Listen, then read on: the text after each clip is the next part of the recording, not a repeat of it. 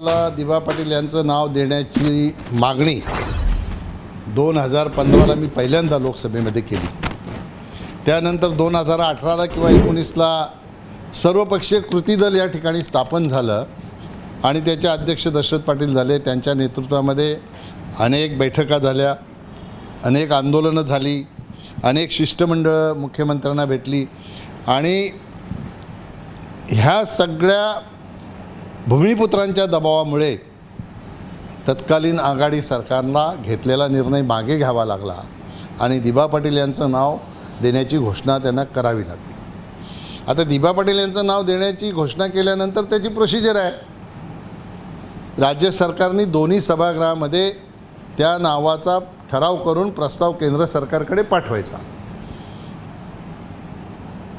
हे पाठवण्याच्या आधी महाराष्ट्रामध्ये सत्तांतर झालं, महायुतीचं सरकार आलं, एकनाथ शिंदे साहेब मुख्यमंत्री झाले, देवेंद्रजी उपमुख्यमंत्री झाले आणि येणाऱ्या पहिल्याच अधिवेशनामध्ये दिबा पाटील यांचं नाव नवी मुंबई विमानतळाला देण्याच्या बाबतीतले दोन्ही सभागृहातले ठराव करून तसा प्रस्ताव केंद्र सरकारकडे महायुतीच्या सरकारने पाठवलं।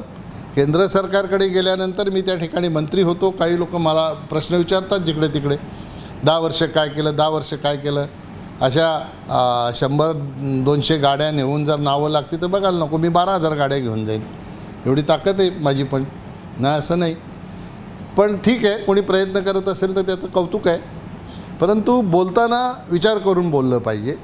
या सगळ्यांच्या मेहनतीचा हा आपल्याला मिळणारा रिझल्ट आहे, त्यामध्ये कोणाच्या एकाची मेहनत नाही आहे। केंद्र सरकारकडून आलेला प्रस्ताव जो एव्हिएशन मिनिस्ट्रीकडे होता तिथं सातत्याने पाठपुरावा केला, तिथून तो प्रस्ताव गृहमंत्रालयाकडे गेला, गृहमंत्रालयाकडे पाठपुरावा करून तो प्रस्ताव प्रधानमंत्री कार्यालयात गेला। तर प्रधानमंत्री कार्यालयात गेल्यानंतर विमानतळाला नाव देण्याची काहीतरी प्रक्रिया आहे, ती प्रक्रिया पूर्ण झाल्याशिवाय विमानतळाला नाव देता येत नाही आणि ती प्रक्रिया केंद्र स्तरावर सुरू आहे। कालच सन्माननीय मुख्यमंत्री देवेंद्र फडणवीस साहेब यांना दिल्लीतल्या आपल्या पत्रकार बांधवांनी ह्या नामकरणाच्या बाबतीतला प्रश्न विचारल्यावर त्यांना शाश्वत केलं की राज्य सरकारने दोन्ही सभागृहामध्ये ठराव करून राज्य सरकारच्या माध्यमातून ह्या विमानतळाला दिबा पाटील यांचं नाव देण्याचा प्रस्ताव केंद्र सरकारकडे पाठवला आहे आणि केंद्र सरकारही त्या नावाला सकारात्मक प्रतिसाद केंद्र सरकारने दिलेला आहे।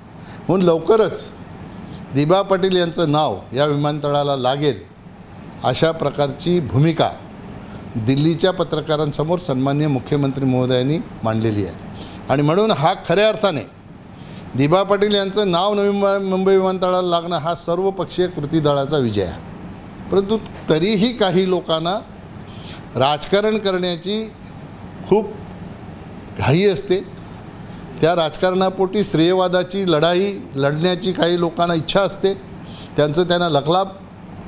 मला काही त्या खोलात जाऊन कोणावर टीका करायची नाही, बोलायचं नाही, आपल्याला सकारात्मक काम करायचं आहे, मेहनत करून दिबा पाटील यांचं नाव लावायचं आहे आणि त्याच्यासाठी जे काही नेतृत्व होईल ते परवा जी मीटिंग झालेली मुंबईला त्याच्यामध्ये मी अशी भूमिका मांडली, जे काही आंदोलन होईल काय होईल ते सर्वपक्षीय कृती दलाच्या माध्यमातूनच होणार अशा प्रकारची भूमिकाही मी त्या ठिकाणी मांडली। म्हणून आपण आता शाश्वत राहूया, येणाऱ्या काळामध्ये लवकरात लवकर दिबा पाटील यांचं नाव नवी मुंबई विमानतळाला लागेल। Speed news Bharat.